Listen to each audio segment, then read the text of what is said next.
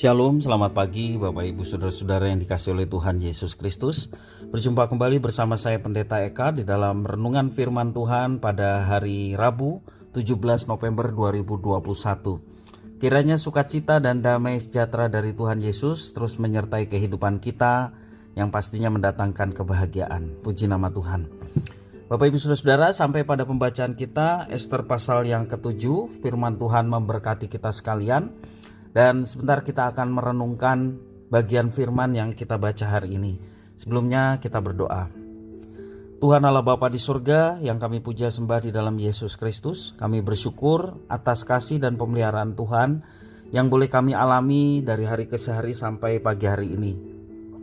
Biarlah Tuhan terus menuntun hidup kami dengan kebenaran firman Tuhan yang kami baca. Kau memampukan untuk kami dapat mengertinya dan juga menolong kami untuk kami dapat terapkan dalam kehidupan kami, sehingga nama Tuhan dipermuliakan melalui hidup kami. Terima kasih Bapa, inilah diri kami sedia mendengar, merenungkan, serta melakukan firman Tuhan. Demi nama Tuhan Yesus kami berdoa. Amin. Saya bacakan di dalam Ester pasal 7 ayat 1 sampai yang ketiga, demikian. Haman diadukan oleh Ester dan dihukum mati. Datanglah raja dengan Haman untuk dijamu oleh Ester sang ratu.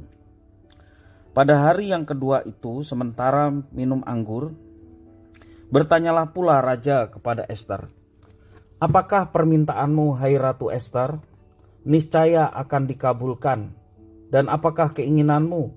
Sampai setengah kerajaan sekalipun akan dipenuhi."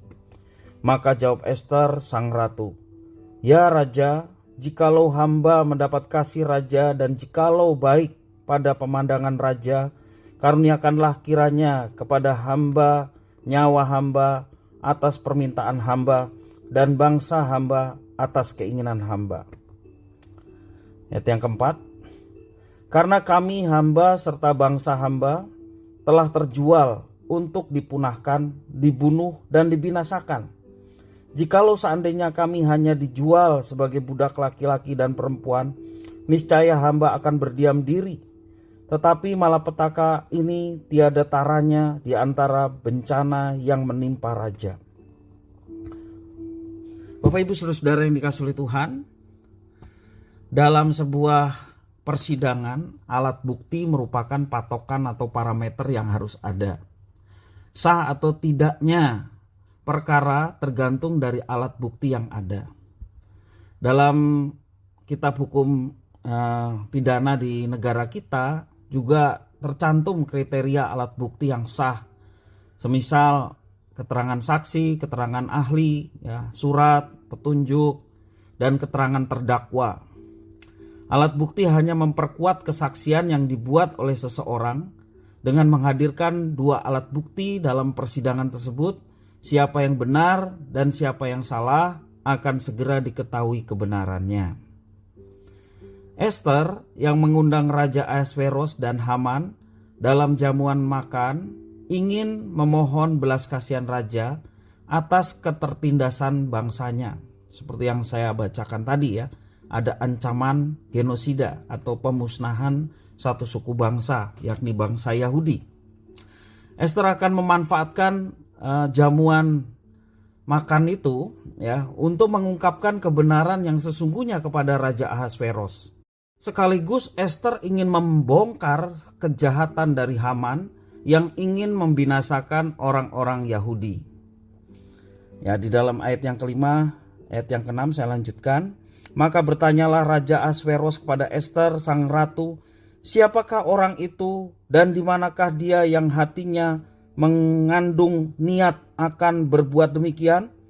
Lalu jawab Ester, "Penganiaya dan musuh itu ialah Haman, orang jahat itu." Maka Haman pun sangat ketakutan di hadapan raja dan ratu. Nah, di sini kita melihat bahwa jamuan makan hanyalah strategi Ester untuk menyenangkan hati raja dengan satu tujuan, apa yang menjadi unek-unek atau pikiran yang menjadi duka dari seorang Ester, orang Yahudi yang diberikan satu karunia menjadi ratu di Persia. Menyampaikan itu kepada raja.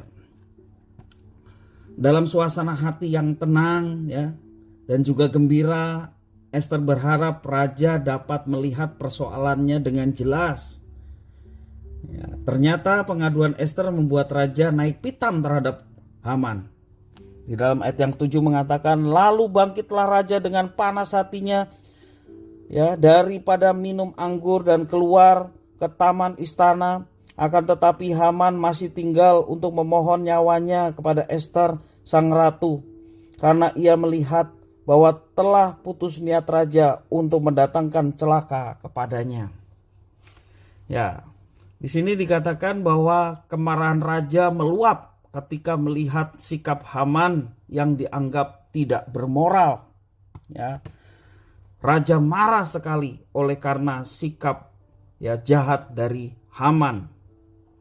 Kesalahan Haman semakin menjadi berat saat salah seorang sida-sida yang bernama Harbona ya melaporkan bukti kejahatan Haman. Itu dalam ayat yang 9. Sembah Harbona, salah seorang sida-sida yang di hadapan raja.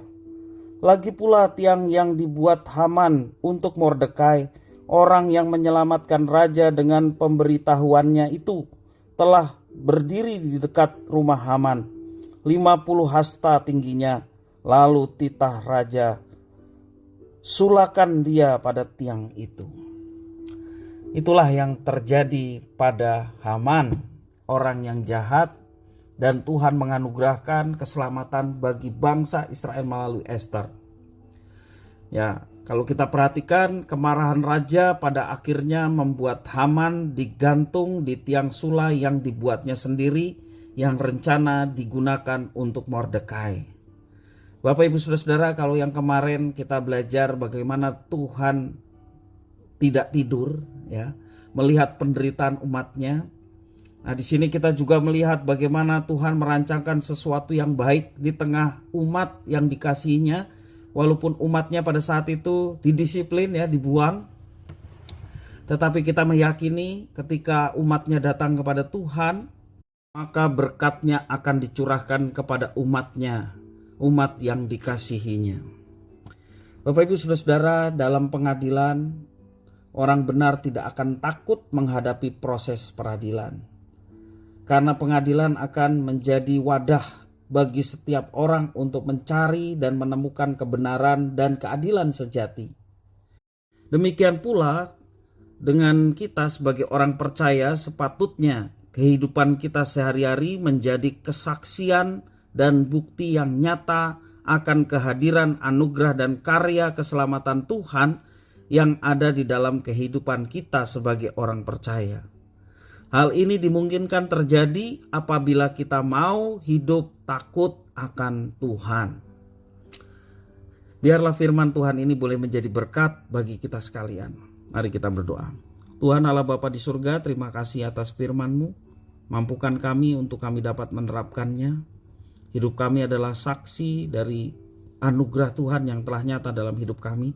Dan kami rindu kesaksian yang boleh ditabur oleh umat Tuhan dalam kehidupan sehari-hari boleh menjadi berkat bagi banyak orang. Sehingga banyak orang pun boleh menikmati anugerah keselamatan yang telah Tuhan sediakan di dalam Yesus Kristus. Terima kasih ya Tuhan, biarlah Tuhan menolong kami untuk kami dapat menerapkannya, menjadi pelaku-pelaku firman dalam kehidupan kami setiap hari. Terpujilah nama-Mu Bapa, di dalam nama Tuhan Yesus kami berdoa. Amin.